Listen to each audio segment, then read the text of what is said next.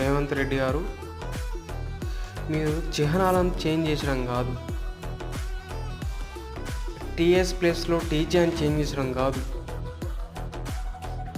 Telangana సింబల్స్ను change చేసడం కాదు, విద్య, వైద్యం, నిరుద్యోగం అలాంటి వ్యవస్థను చేంజ్ చేయాలి. ప్రజల్లో అణగారిన జీవితాలను మీరు మెరుగుపరచాలి. అప్పుడు మన తెలంగాణ రాష్ట్రం సుభిక్షంగా బాగుపడుతుంది.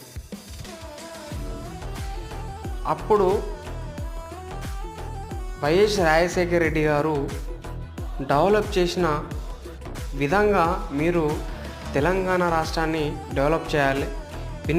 వినూత్న కార్యక్రమాలు మీరు చేపట్టాలి.